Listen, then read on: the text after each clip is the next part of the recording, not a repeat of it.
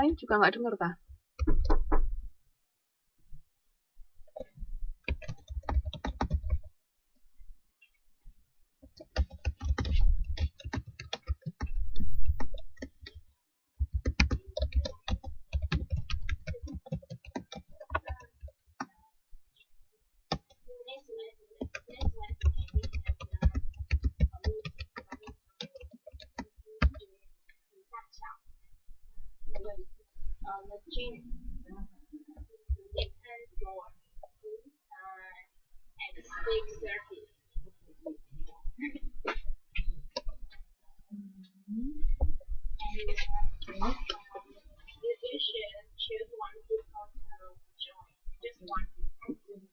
Oke, kok dengar.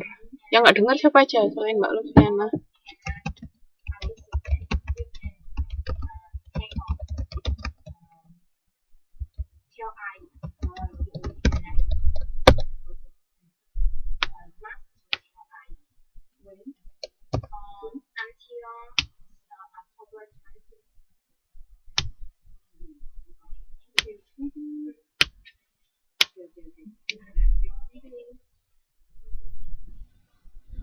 Udah kok dengar. Nah, kalau stratifikasi ini biasanya pembagiannya berdasarkan ekonomi atau itu tadi kayak kelas bangsawan, enggak bangsawannya yang masih ada di masyarakat. Nah, saya pengen tahu kok di luar daerah itu kayak bagaimana. Nah, ini variasi jumlah dan kategori kelas sosial ini. Kelihatan nggak tabelnya? Kalau nggak kelihatan di PPT, bisa dibuka halaman sebentar.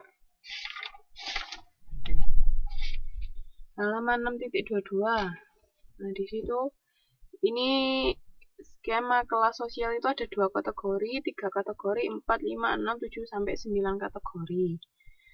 Nah, ini ada yang misalnya kayak yang 2 kategori ini pekerja pabrik, pekerja kantor, kelas bawah, kelas atas, kelas bawah, kelas menengah kayak gitu. Terus kalau 3 kategori itu misalnya ada pekerja pabrik, pekerja otak, sama pekerja kantor. Terus ada kelas bawah, menengah, atas. Nah, kalau 4 itu pembagiannya kelas bawah, menengah atas, sama atas. Ya, enggak apa-apa Mbak Umi. Selamat bergabung. Terus kalau 5 yaitu kelas bawah, kelas pekerja, menengah bawah, menengah atas, atas. Jadi ini cuman jenis pembagiannya aja, tipenya, jumlah pembagian kategorinya. Kalau yang 7 ya kelasnya sampai 7, kalau 9 kelas sosialnya sampai 9 kayak gitu. Jadi di sini biasanya lebih kalau stratifikasi sosial itu lebih ke kondisi ekonomi pembagiannya. Kalau segmentasi kan bisa macam-macam. Bisa dari perilaku konsumennya, bisa dari letak geografis wilayahnya, bisa demografiknya, usia, umur. Terus habis itu dari macam-macam, lebih bervariasi kalau segmentasi. Tapi kalau kelas sosial itu biasanya lebih cenderung ke ekonomi, dilihat dari sisi ekonominya seperti apa. Nah, ini pengukuran kelas sosial itu ada ukuran subjektif, reputasi, objektif, terus profil gaya hidup kelas sosial. Nah, ini kalau ukuran subjektif itu biasanya individunya sendiri yang menilai. Kira-kira mbak-mbak sama mas-mas ini termasuk kelas sosial yang mana? Biasanya kayak gitu. Jadi kalau misalnya ada survei atau apa, kalau subjektif itu kita sendiri. Saya mbak-mbak merasa kelas atas, ya jawabnya kelas atas. Jadi ini subjektif. Terus kalau yang reputasi ini memerlukan informasi mengenai masyarakat yang dipilih untuk membuat pertimbangan awal mengenai keanggotaan kelas sosial orang lain dalam masyarakat. Nah, tapi tugas akhir yang menentukan ini masuk mana itu ya peneliti sendiri.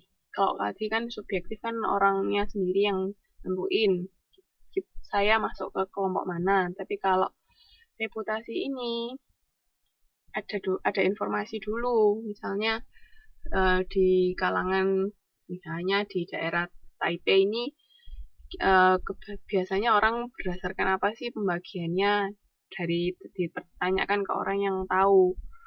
Nah, sudah itu yang ngejudge orang ini termasuk golongan ini, si A masuk golongan yang mana, itu si penelitinya sendiri. Tuh.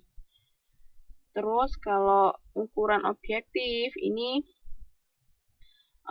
yang menghasilkan orang memimpikan kedudukan kelas mereka sendiri atau kedudukan para anggota masyarakat lainnya.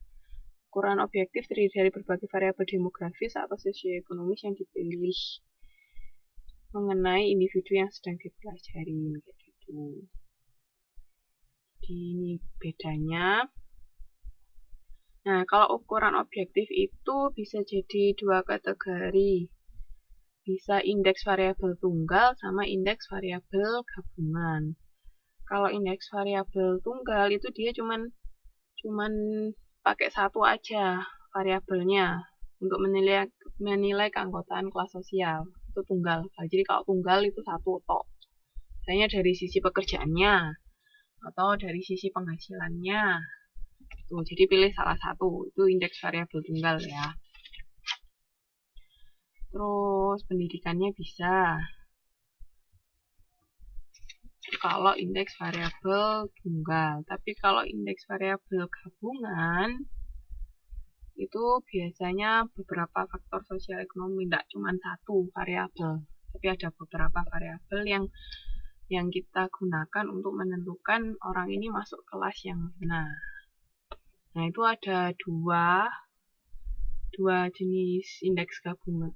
Yang pertama ini indeks karakteristik status.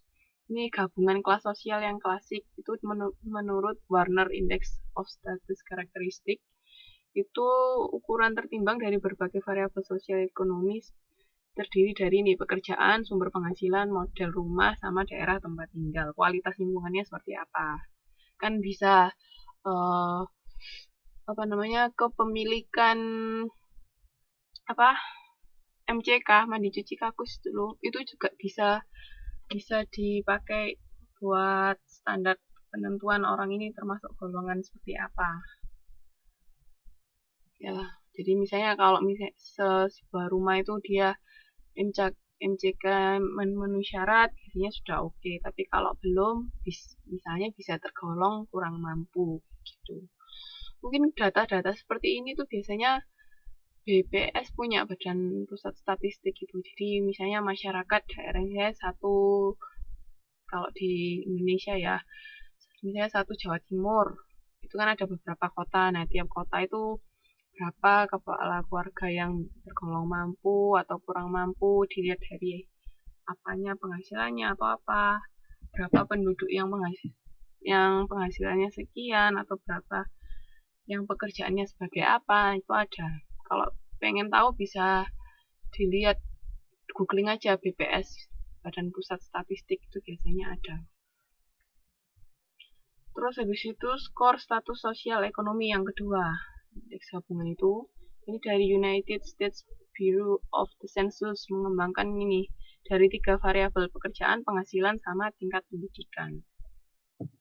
Jadi ini skor status sosial ekonomi. Sebenarnya terserah aja sih mau ngikut yang mana pakainya, tergantung sesuai kebutuhan penelitian kan. Atau misalnya mau bikin segmentasi dari kelas sosial, butuhnya variabel apa yang dibutuhkan, yaitu bisa dicari.